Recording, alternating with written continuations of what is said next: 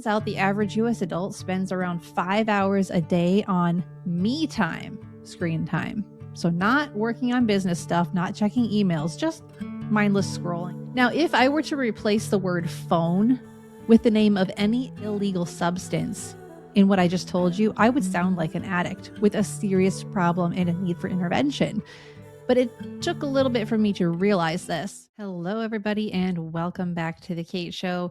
Today, I'm kind of taking a little turn from hardcore marketing to talk to you about something that will definitely impact your marketing and probably every other area of your life, because I know it has for me. I'm going to talk about time.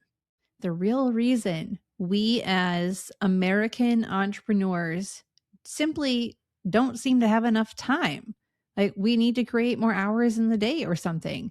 But I just wonder if perhaps there's something else going on. So maybe you're like me and you feel stretched very thin and you feel like you just don't have enough time for, I don't know, you don't have time to market your business. You don't have time to clean your house. You don't have time for something. There is something in your life that you keep thinking, I'll get to that, I'll get to that, I'll get to that, and you never get to that. You know what I mean? Okay. So when we run into this situation in business, especially, our first inclination is that, okay, I need to find an automation tool to do it faster, or I need to question whether it actually needs to be done at all, or I need to outsource it to another human. Now, none of those are bad options to consider, actually, and they're pretty good, viable solutions. However, there is a greater overarching question that you and I need to answer first, and it makes me uncomfortable just looking at this in my notes. The question is, how is your screen time? How many hours are you spending on your phone that are not related to work? Because I don't want to sound preachy, and I don't want to give the impression that I'm somehow better, smarter, or more self-disciplined. So I'm just going to go full max on this one with transparency. I'm always telling my husband that I am spread too thin, that there isn't enough of me to go around, and that I don't have time to do all the things I want to do or need to do. And, it's true. My life is very full right now. And I'm just going to give you some context as to what that looks like. So we have a 6-year-old who goes to private school, and it's kind of a commute. So it's about 2 hours of driving every day. Once we go there and back twice. Plus, she has homework pretty much every night and dance team practice with performances, piano lessons, art fairs, all the things. And then we have a 3-year-old who just started 3K at the same school, but his pickup time is different. So that's an extra drive in. So again, more driving around. And then we also have a baby who, at the time of this episode airing, is almost 8 months old. And he's home with me full time, just like his siblings were at this age. And I thought I was short on time before, but now, sheesh, like, wow. I have to say, I'm very grateful. My husband is hands-on with everything. He is my true partner in life and in crime, because he runs the business with me. He takes care of the boys often. The daddy daycare is in full swing. And he's usually the one who's doing homework with our daughter every night. And he does most of school drop off and pick up. So, not too bad. I'm very, very blessed with him. But this brings me back to my earlier question. Okay. If not for lack of support, then what is eating up time? How is my screen time? Well, as it turns out, the average US adult spends around 5 hours a day on me time, screen time. So not working on business stuff, not checking emails, just mindless scrolling, really. And while my non-business screen time was not that high, even an hour a day adds up, because that's 30 hours a month I could have been doing something else, like not complaining about how I don't have any time. And this is particularly convicting to me because I tend to get addicted to anything I like, such as chocolate or podcasts or lattes or funny sitcoms, and apparently maybe sometimes my phone. But here's how the phone addiction or the screen addiction tends to be different. And you got to tell me if this is anything like what you've experienced. I will reach for my phone and unlock the screen, even if I haven't gotten any notifications. Now, I literally just got a notification while I'm recording. Funny how that works. But it's like instinctual at this point, and I don't like that. And I also don't like that if I forget my phone at home and I'm headed out somewhere, I feel anxious. Why on earth should I feel anxious? It's a phone. And when I finally have a quiet moment at the end of the day, usually about 8 p.m. after the kids are in bed, I can't wait to do a little bit of scrolling. Now, if I were to replace the word phone with the name of any illegal substance in what I just told you, I would sound like an addict with a serious problem and a need for intervention. But it took a little bit for me to realize this because it's not like I'm spending 12 hours a day on the phone. But who says 1 hour is any better? Now, that said, running an online business means I do have a lot of screen time, mostly on my laptop, but I'm also answering client emails and chatting in Slack from my phone. And this has left me asking, is my phone a helpful tool or a pint size dictator? And I'm just not willing to let my device become my vice. You know what I mean? Okay. So I'm going to share with you some of the changes that I've implemented, and maybe some of it will be helpful to you, maybe not. So I have a daily 5-minute timer on my Facebook app. I just have a personal Facebook. Not a lot happens on there, but I like to check it every so often. And I have a daily 10-minute timer on YouTube, usually because I like to scroll through YouTube reels or shorts or whatever they're called now as a way to wind down. And that also tells me I should probably find another way to wind down. Maybe read a book, right? We should all read more. I have also removed and refused to download any other social media apps. So no TikTok, no nothing at all. I don't have social media for my business. You guys know that. So at least I'm not distracted by that. And this is a different one for me. This one is actually hard. I no longer listen to podcasts during the workday. It has to be after 8 p.m. because otherwise my head is not very clear and I can't focus as well and be as productive. And what I realized through all of this searching and just looking objectively at my own schedule is that I have no right to say that I don't have enough time if I'm spending time on my phone. Plus, I do like how my brain seems to be running at a higher level with less screen time. And most importantly for me, I'm trying to be a good example for my kids. For example, we gave my daughter a tablet for her last birthday, and it has like 4 apps on it. They're all educational. I went through and ruthlessly deleted everything else, including YouTube for kids. And then I put a 30-minute daily time limit on the entire device. Now, my daughter was obsessed with the idea of having a tablet, the forbidden fruit syndrome. And my husband wisely suggested that we get her a tablet so that we could teach her how to use moderation and practice self control rather than never giving her any screen time only to watch her binge like a crazy person the minute she turned 18. Now, it's a working theory, as in, I hope it works. I think it will because now she barely touches the tablet. So it's no longer forbidden fruit and she doesn't get all that upset when her time runs out either. This leads me to another point. What are we going to do when our time runs out? Like big picture thinking, we all have only a certain number of days on this planet. And with all the things that we are trying to stuff into our daily schedules, what are we aiming for? Are we aiming for success or significance? This is a question that's really been bugging me because I am celebrating 12 years in business. And, in February 2014 is when I started. And during this whole time, obviously success has been the goal. But as I get a little bit more mature, like just in my personal life, in my walk with God, and in business, I'm realizing that significance is so much more important because success says that productivity and profits matter the most. Significance says that impact and results matter the most. And I can guarantee that what most of us do with the majority of our screen time is neither successful nor significant. And that's super convicting for me. But it's about more than just screens. It's about our reason for being in business and really our purpose for being alive. Because success says that awards matter.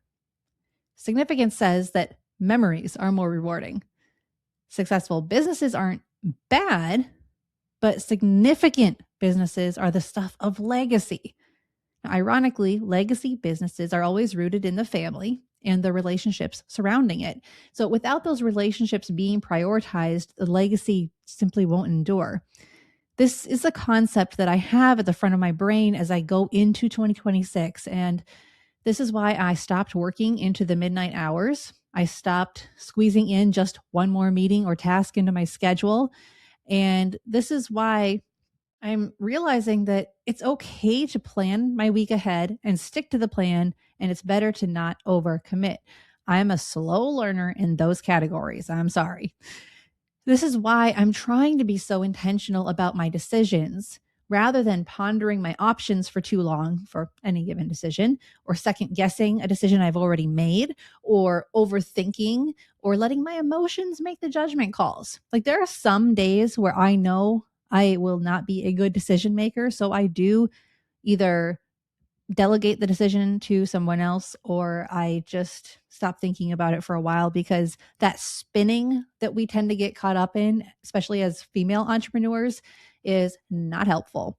Now, it's easier said than done. And this is why I ask God for discernment and wisdom, because he does give that wisdom. I mean, the Bible says very clearly that if any of you lacks wisdom, he should ask God, or in this case, she should ask God, and he will give it. And he does. Now, sometimes he gives that to me through what I'm reading in the Bible or through people closest to me, often through my husband. Sometimes it's hard to take advice from our spouses, and it really shouldn't be. But for me, I often, again, I learn the hard way and the long way. But what it all comes down to is this: I don't want to leave this world knowing that I created a successful business. I want to enter into the next life hearing the words, "Well done, good and faithful servant," which means that my life on this earth had the significance that God always intended for it to have. Now, this doesn't mean I stop working hard in the business. It doesn't mean that I stop doing what I can to accommodate clients and occasionally, okay, I'll fit you in my schedule. But it does mean I stop grinding away at the busyness, because, as my husband likes to ask about pretty much everything these days, to what end? To what end? All the screen time, all the packed schedules, to what end? Because there will always be more. It will never actually be done unless you say it's done. And at the end of the day, if we want to know what our priorities are, well, they aren't the things that we think they are, but actually the things we spend the most of our time doing. So, in thinking through my own life, I have come to this conclusion. The real reason we don't have enough time is because we're focused on the wrong goals and we've given higher priority to lesser important things. Okay, on this note, I'm going to show you two different clips from someone else's podcast that summarize all of this in a way that I just can't. And it's also the two clips, that's what inspired me to make this episode. So I hope that after seeing the clips, you guys go watch the entire episode from this other podcaster. But this other podcaster is someone that I deeply admire and respect. His name is Mike Novotny, and he is actually the pastor who officiated my wedding. And he is the main host of the Time of Grace television program, which airs on local cable TV. It's on Spotify and it's on YouTube. And his recent series entitled No More Mediocre Me is spot on. It's enlightening and it's so encouraging. And I think you'll really enjoy it. So we're going to watch some of it together right now. If you're just listening on Apple Podcasts or you don't watch the video version on Spotify, you're still going to get a lot of value out of this. All right, so here is Pastor Mike Novotny. But isn't it true that once you pull out the phone, the world disappears? You forget who's in the room. You forget what matters more. There's just something, the brain chemistry of it is magnetic, that it's so easy to not hear words or remember the precious souls in the room with us. Today, I wonder if God is trying to remind us, just put down the phone and think of what matters most. Would you agree with me today? People matter way more than screens. That if screens become the way that we connect with people, establish really deep, beautiful relationships, praise God. But if somehow those screens get in the way of profound connections with people, they have become a problem in our lives. I thought of that 5 to 6 hours a day for the average American. 5 hours a day, times 365, I think, is 1,825 hours a year. Can you imagine? Can you imagine what kind of relationships you could have with an extra 1,825 hours a year? Like, if your mom wishes you called more, can you imagine with 18 hours a year how you could connect with her and fill up her cup? If you're married today, can you imagine the kind of rock star marriage you could have with 1,825 hours? My wife's not in this service. I would be like the best husband that has ever. How many things on her list would I get done? How many heart-to-heart conversations would we have? How many back rubs could I give that woman? How many errands could I mean, I could be the best husband in this room right now with 1,825 hours. And my kids and my friends, like, wow, if I could just use half of that time, a quarter of that time, I bet if you used a tenth of that time to deepen your most important relationships, you would not regret it. Today, God wants us to think, what matters more? Every time I think about screens, I think about this. Okay, guys, this is a part that just got me. So if you have kids, prepare yourself and grab a Kleenex. I've ever showed you this before? So I have two teenage daughters, and when our daughters, Brooklyn and Maya, were really little, I bought these 2 jars. And on the inside of the cover, this is my oldest daughter's jar, is a note with the high school graduation date of my kid. And from the time I got the jar, I put in 1 marble for each week until that date. And I promise you, it was yesterday when there were this many marbles in the jar. I counted yesterday, 68 Sundays left until my firstborn kid graduates. And you parents of college students can tell me if I'm wrong, but I have a hunch when we drop Brooklyn off, say goodbye, give her the biggest hug in the world, and get back in the car, Kim and I are not going to say, I wish we would have watched more soccer. Why did we talk to that kid so much? We should have just streamed another show. Now, I have a hunch.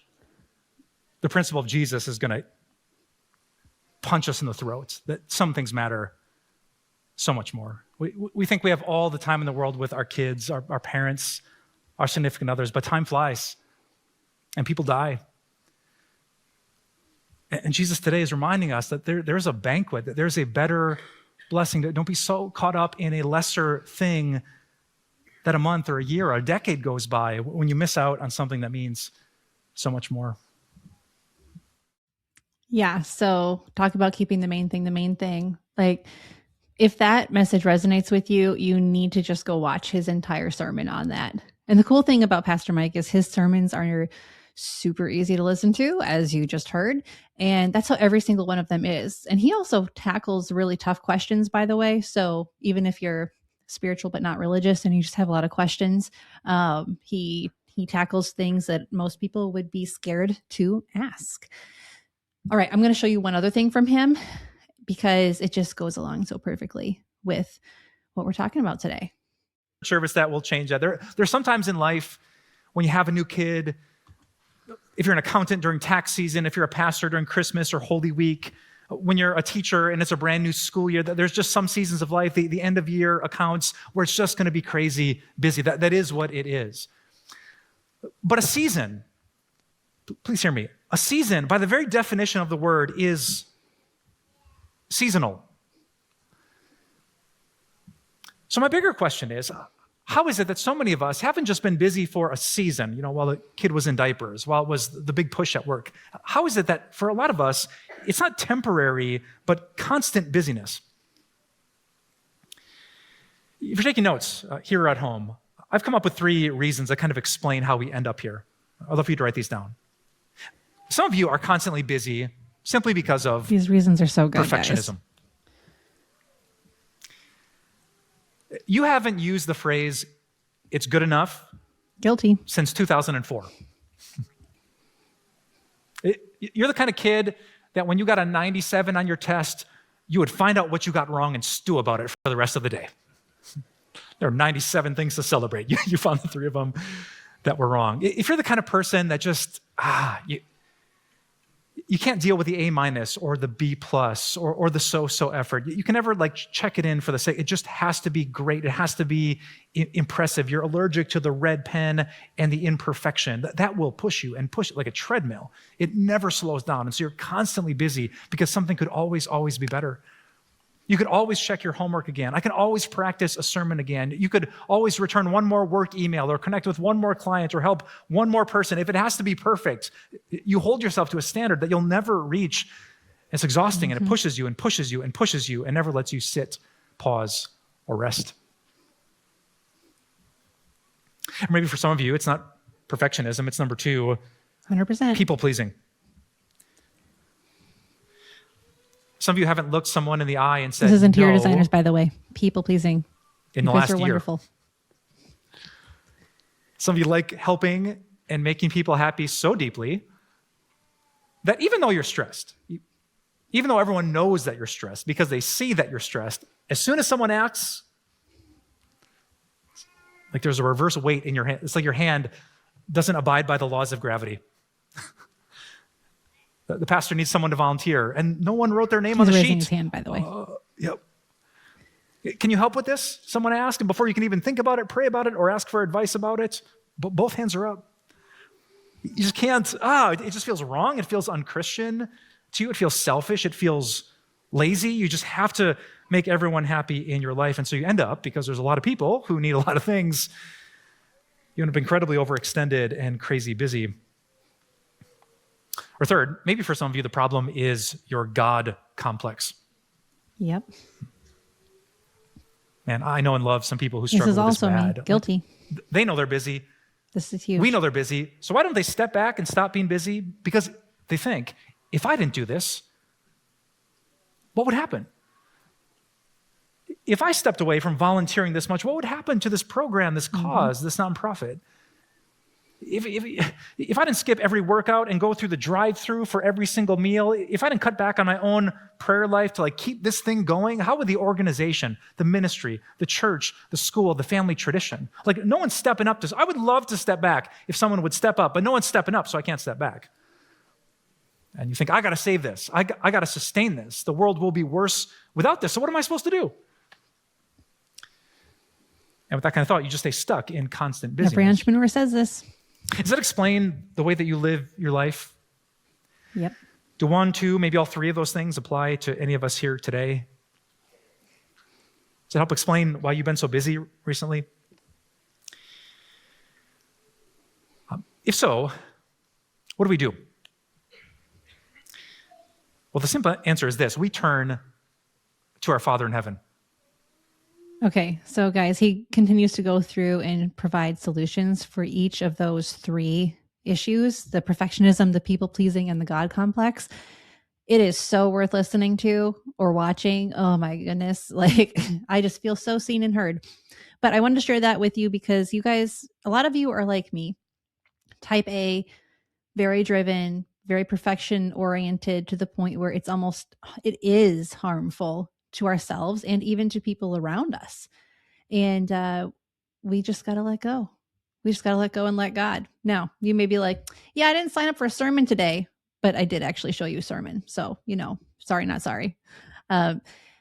This is something that every human needs to hear. Even if you don't agree with it, there might still be something you can take away from it and apply to your life and make it better. So this is an episode where we're not diving into the granular bits of marketing. We are looking at big picture. How do we create more time? How do we use our time more wisely?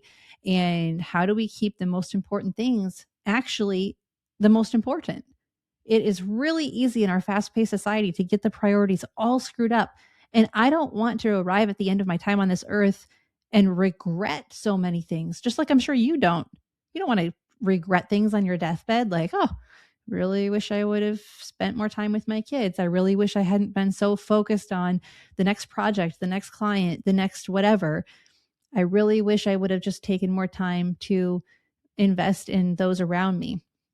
So I don't want that to be my regret. I don't want it to be your regret. And when I heard these 2 sermons, I was like, oh, I got to share these with my audience because this is going to help somebody out there. I know it will. So if this helped you, email me because I would love to empathize with you and support you and support each other in this journey to keeping the main thing the main thing. All right, guys, until next time, keep your marketing simple, keep your message clear, and please keep the most important thing at the top of your list.